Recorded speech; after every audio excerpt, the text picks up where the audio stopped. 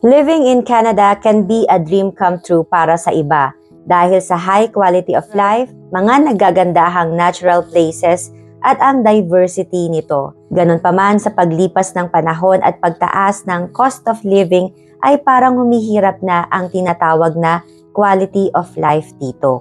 Hirap na ring makipagsabayan sa gastusin ng mga manggagawa sa Ontario dahil hindi sapat ang minimum wage sa probinsya.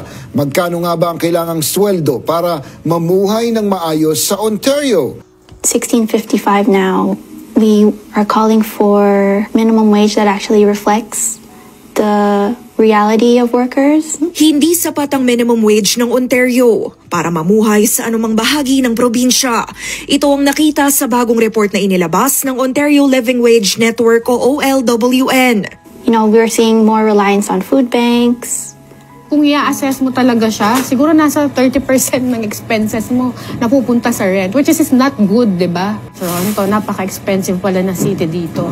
And then, pati yung rent, yung high cost of rent, tumataas din, pati yung mga food price. Kaya, some international students, or no, not some, most of the international students resort to going to food bank.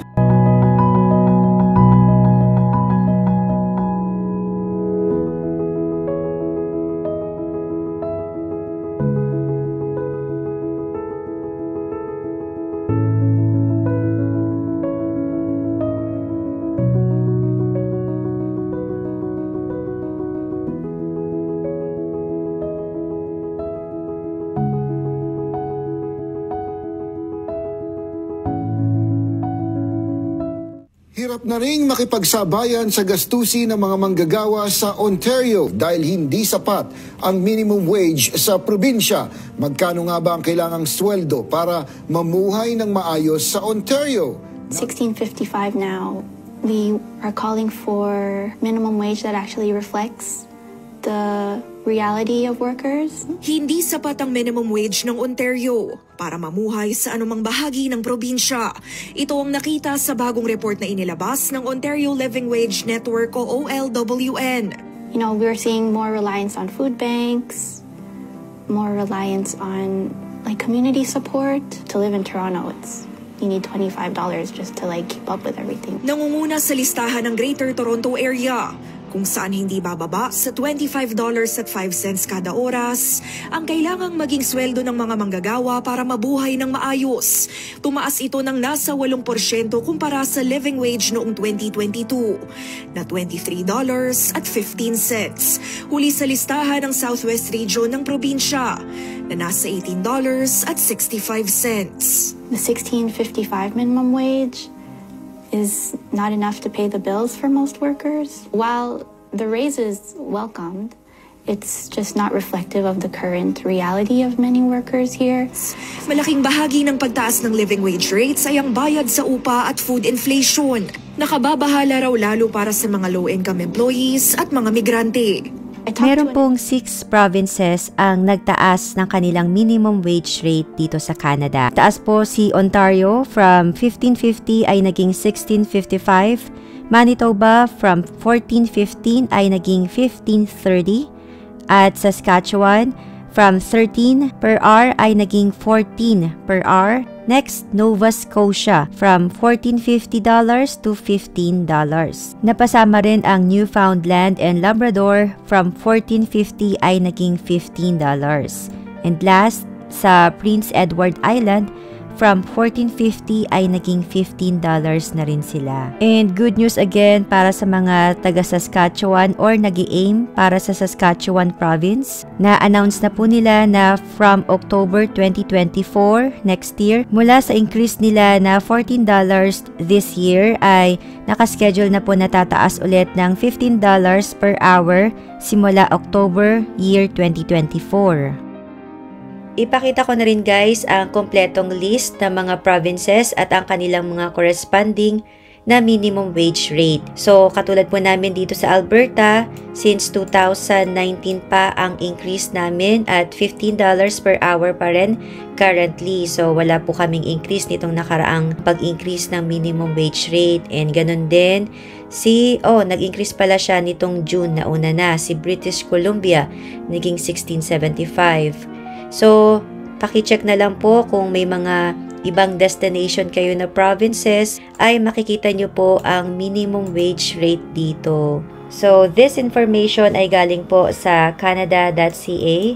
So, meron ding note na dapat ang empleyado should be paid at least the minimum federal wage rate.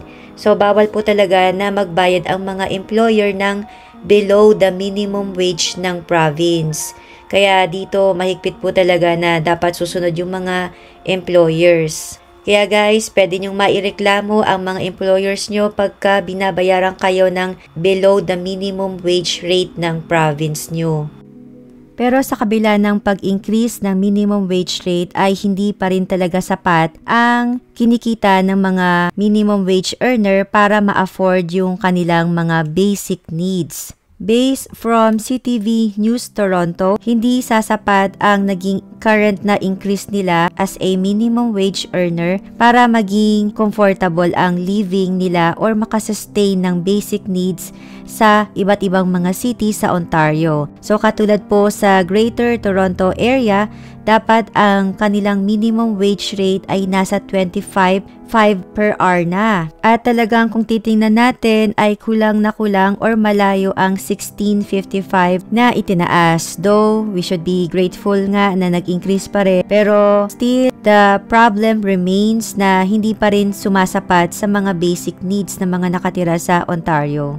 May mga iba't ibang city pa po sa Ontario, may mga smaller cities and may mga bigger cities. Kaya iba-iba din pa rin yung kanilang mga recommended na minimum wage rate per hour. Kaya sa mga aspirants na gustong pumunta ng Canada, maganda rin po na makonsider ninyo ang mga pupuntahan ninyong provinces. So aside from the cost of living, i-check din po natin ang ating mga PR opportunities. Dahil sa ngayon ay nagiging mas competitive na ang PR immigration dahil sa marami na po din ang pumupunta rito, ang pumapasok sa Canada, and lahat po yun ay magko-compete lang para sa slots sa PR or permanent residency dito dahil again hindi naman po lahat ay agad-agad na mapi-PR, may mga target numbers lang ang kinukuha ng immigration per year. Kaya for me, mas strategic na mapag-aralan ninyo ang province. Talagang para sa akin, isa sa mga major factor ang pag-aaralan ang province destination. Ano ba yung mga PR opportunities ng province na yan in line sa iyong professional background and kung saan ka makaka-penetrate at mas magiging madali sa'yo na masungkit ang mga requirements para sa application ng PR. Kung i-assess mo talaga siya, siguro nasa 30% ng expenses mo napupunta sa rent, which is not good, di ba? Tuition, pabahay at pagkain, ilan lamang ito sa mga gastusin ng mga international students buwan-buwan. Ngayong nararanasan ng matataas na presyo ng mga bilihin, nahihirapan na rin ang mga international students na makasabay sa cost of living sa Canada. Toronto, napaka-expensive pala na city dito. And then, pati yung rent, yung high cost of rent, tumataas din, pati yung mga food price. Kaya, some international students, or no, not some, most of the international students resort to going to food banks. In reality, may mga iba na international students na inikot lang nila yung pera na yun para pantustos for the next semester. Yung GIC na yun. Yung iba, hindi nila talaga ginagalaw yun para makaraos lang sa second semester, sa next semester na yun.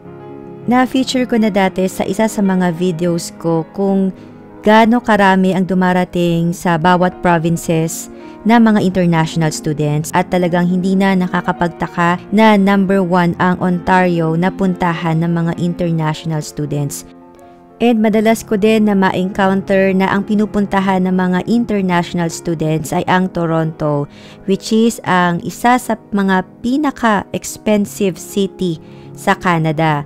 So, rental pa lang po doon ay kaya na niyang kainin yung income. So, depende kung ano pong klaseng rent ang inyong kukunin, kung bed space or main floor, basement, or full house. By the way guys, pakibisita na lang din ang apartment hunting tips At meron na po akong mga nagawang videos na pwede pong makatulong sa inyo sa paghahanap ng apartment as a newcomer.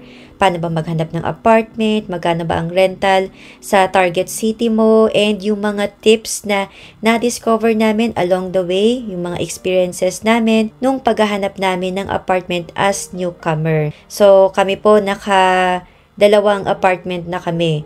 So na-share din namin yung mga experiences namin sa paghahanap ng apartment doon sa playlist.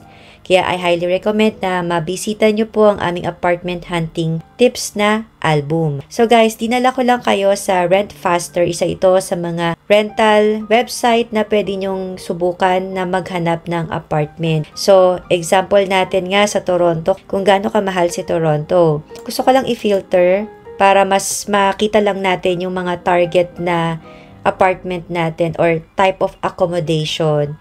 So, let's say, sama na natin halimbawa ang condo, townhouse, room for rent, basement, main floor. So, ayan. Hindi ko nalalagyan ng price. Tingnan natin kung magkano. So, grabe, 4,200. Actually guys, just to give an idea, yung apartment namin, mas malaki lang ng konti dito, 1,500 square feet. Pero, ang layo. Nasa 1,700 lang po ang aming apartment. And dito sa Toronto, it's 4,200. Grabe. Talagang kulang na kulang ang minimum wage rate kung ito po yung apartment nyo. So, tingnan natin, basement. 1 bedroom lang, pero 2,095. Ayan. And guys, may nagawa na rin ako na video na types of accommodation. Ano ba yung mga pros and cons, advantages, disadvantages, para makatulong po sa inyo kung ano ba yung swak na accommodation or rental para sa inyo. Kasi iba-iba ng experience. May mga talagang positive, negative. Kaya maganda po na malaman ninyo, especially kung may mga dala kayong family, etc. So katulad nito, yun nga, 1 bedroom, basement siya, 2,095. And then, i-consider din natin yung mga utility bills. May mga apartment po na by percentage ang bayaran ng apartment. So, mare, yung nasa main floor and basement, maghahati sila ng utilities. So, iba-iba po, kaya better check with your landlord kung ano yung patakaran naman nila. Kasi yun, may pagkakaiba. Sa amin noon, libre ang tubig sa unang apartment namin. Then the rest, kami na yung bahala sa heat and electric. Pero may iba naman na basement na kasama na ang utilities, wala nang babayaran, all in na, kumbaga. So, iba-iba talaga. Kaya better po na ma-check din ninyo. And isa rin yun na importanteng malaman ninyo kasi malaki din talaga ang utility bills kung ma-overlook natin. What else? Townhouse. Ayan, ganyan. Yan ang itsura niya.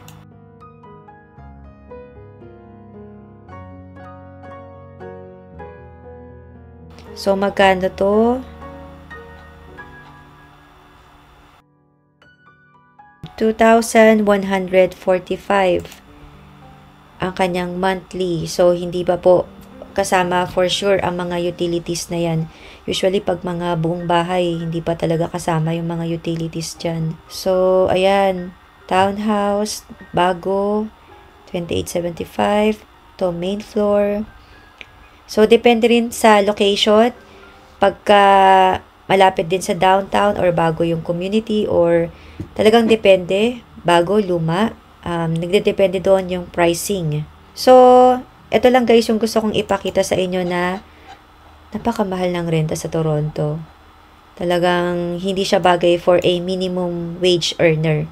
Siguro kung full-time na kayo, tapos yun, maganda na yung line of work niyo, pwede pa siguro. Pero kung as a newcomer, tapos dito po kayo dahil sa taas ng renta, medyo mabigat siya para sa akin. Over the years, talagang nagsitaasan na po ang mga rentals.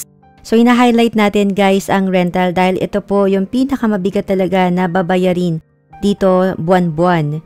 So, i-share ko lang yung experience namin nung dumating kami as newcomer. sa Calgary City, Alberta. Ang apartment namin, townhouse po yun with covered garage na, 3 bedrooms. 2 lang pala.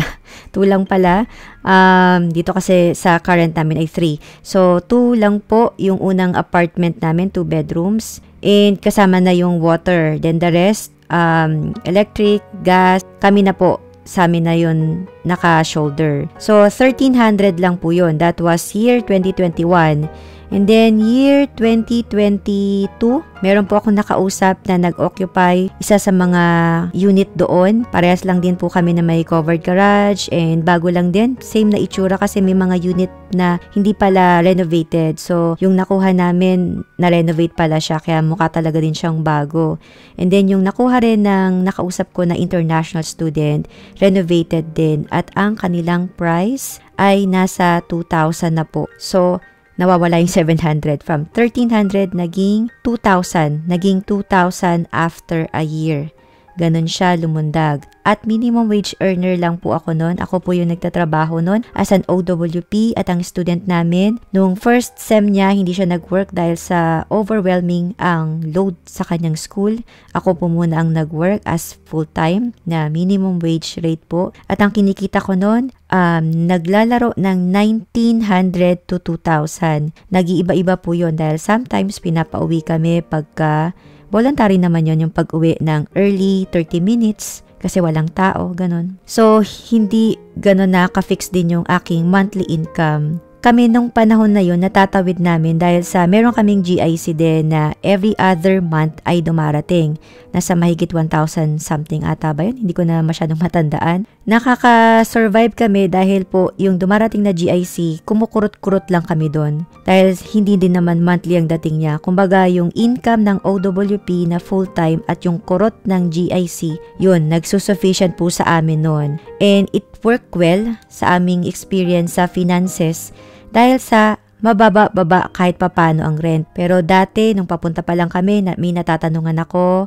Pero basement naman kasi po ito, mas maliit ang area. 700, 800 lang ang kanilang rent. Pero nung time namin, nahirapan din kasi kami maghanap. Pero okay na rin yung nakuha namin dahil sa konting lakad lang, walking distance, ay meron pong C-train at meron ding bus station sa aming compound dahil sa strategic talaga ang location. Nasa highway lang, main road yung naging apartment namin nung unang-una as newcomer. So maganda naman ang location, very strategic, malapit sa grocery at sakayan. Yun yung importante talaga eh. So ayun po, nung time na yun, napagkakasya namin as minimum wage earner at kurot sa GIC. Pero ngayon, hindi ko na po masasabi ko na mabigat na kung 2,000 ang naging rent namin at hindi 1,300. Sobrang yung 700 difference ay nasa grocery na po namin yun. For some reason, nakikita ko rin na yung need na itaas yung proof of funds dahil sa mabigat po.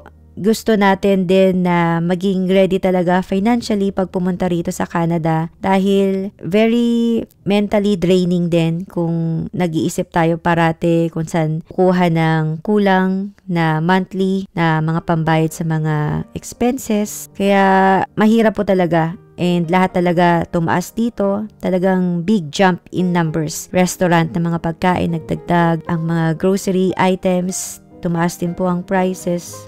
And I believe everywhere, all over the world, ay nagkaroon po talaga ng mga pagtaas sa cost of living.